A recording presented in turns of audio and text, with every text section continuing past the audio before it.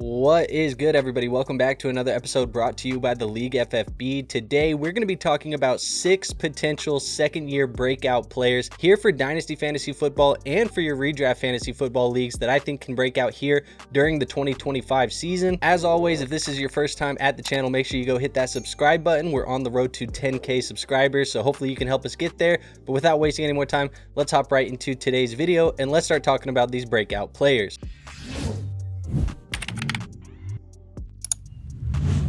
All right, so the first player that I want to talk about as a potential sophomore breakout is going to be Caleb Williams, quarterback for the Chicago Bears. Now, Ben Johnson's arrival, it does change everything for Caleb Williams, as the former Lions offensive coordinator is known for creative, aggressive play calling, and he should bring stability to an offense that desperately needed that in 2024. After Williams led the league in both sacks taken with 68 and throwaways with 41, the Bears heavily invested in the interior offensive line to reduce pressure and give their young quarterback much needed protection here in year 2, and Williams posted 5 top 6 finishes as a rookie, showing that he can deliver spike weeks even in a dysfunctional system, which should give us hope that with a better environment he can start to turn those spike weeks into consistent fantasy football production. Now, with a better supporting cast up front and a high-powered offensive play caller in the building, Williams is set for a major leap and a major step forward in both efficiency and production here during the 2025 season. And even though he's already priced as a breakout in dynasty formats, currently being ranked as the quarterback 8 over on Keep Trade Cut, I still believe his long-term ceiling remains sky high, especially if Ben Johnson's Detroit offense translates over here in Chicago. Now, moving on to our second player, the second player I think can break out is going to be Marvin Harrison Jr. for the Arizona Cardinals. Now, while his rookie season didn't quite live up to the preseason hype, Harrison still turned in a strong year 1, and he remains a top-tier dynasty asset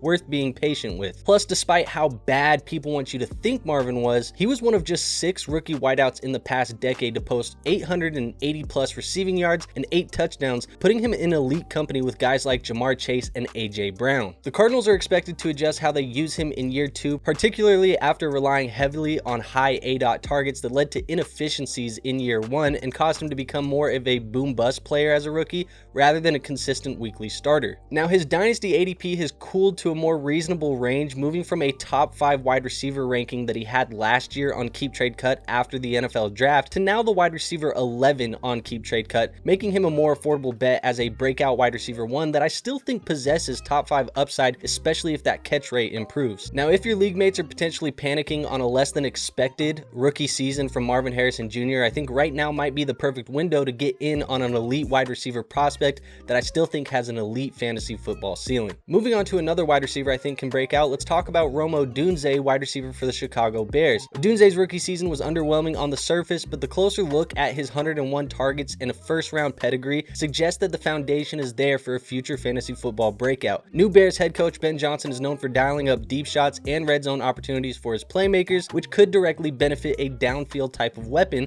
like Odunze. Plus, as we discussed earlier, if Caleb Williams improves even modestly here in year 2, Odunze is positioned to ride the wave of Bears players positioned to improve with him, especially as a big play receiver in a more functional and aggressive offense. When you look back at history, rookie wideouts who were drafted in the top 10 and saw 100 plus targets nearly all went on to outperform their year 1 fantasy finish, making Odunze's current ranking of wide receiver 20 something I'm interested in investing in. In my opinion, this is a classic case of market overreaction to a disappointing year 1, similar to what we've seen with guys like Caleb Williams and Marvin Harrison Jr., who, as well as Odunze, had high expectations as rookies. And if you believed in the talent before, I think now is the perfect time to potentially get in at a discount and still have a very talented dynasty wide receiver on your roster. Let's move on to my next guy. I want to talk McCarthy, quarterback for the Minnesota Vikings. And McCarthy, he enters 2025 fully healthy and locked in as the Vikings starting quarterback after missing his rookie season with a meniscus tear. The team still clearly views him as their long-term franchise centerpiece. Despite some of the Sam Darnold stuff last year and some of the Aaron Rodgers rumors you heard this offseason, they have remained true to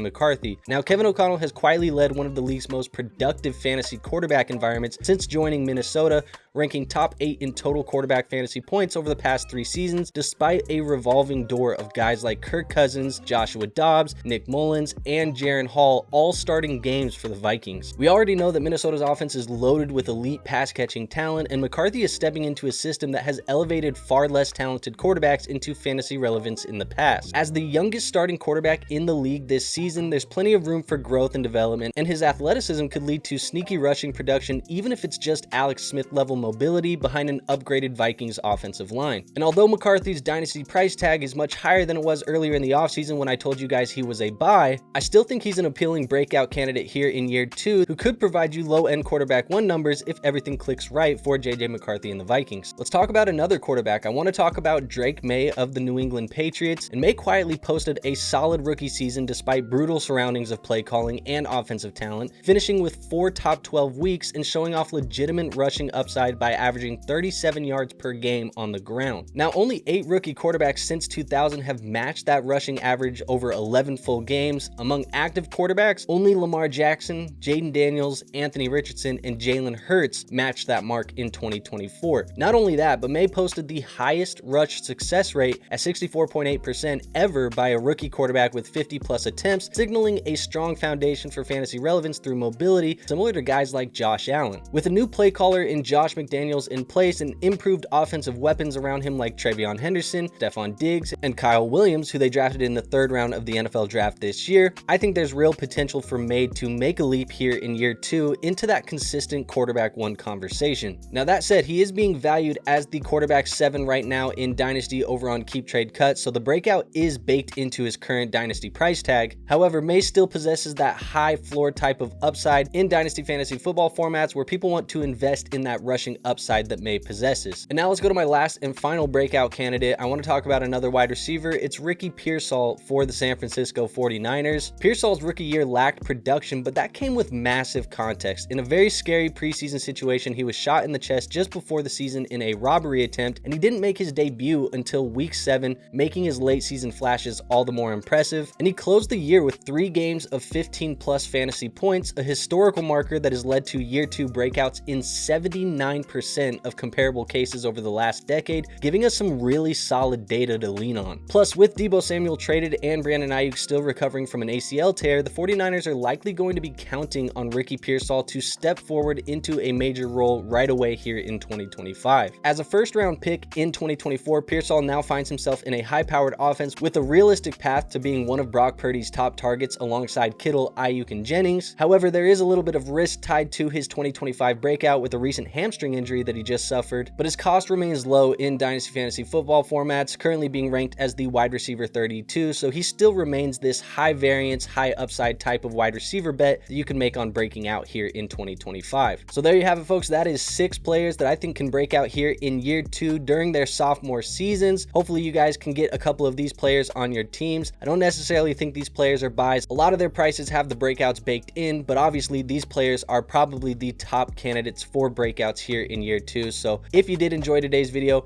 make sure you hit the like button. It is the best free way to show this channel some support. Make sure you're also subscribed to the channel, helping us get to that 10K marker. And last but not least, make sure you go join our free Discord. We do have a free Discord linked in the description, helping you guys with your Dynasty fantasy football, your redraft, your best ball, any fantasy team you got. Go join that free Discord. Like I said, free to join, no risk in doing that. But with all of that out of the way, I have nothing else for you guys today. We'll see you in our next episode. But until then, peace out.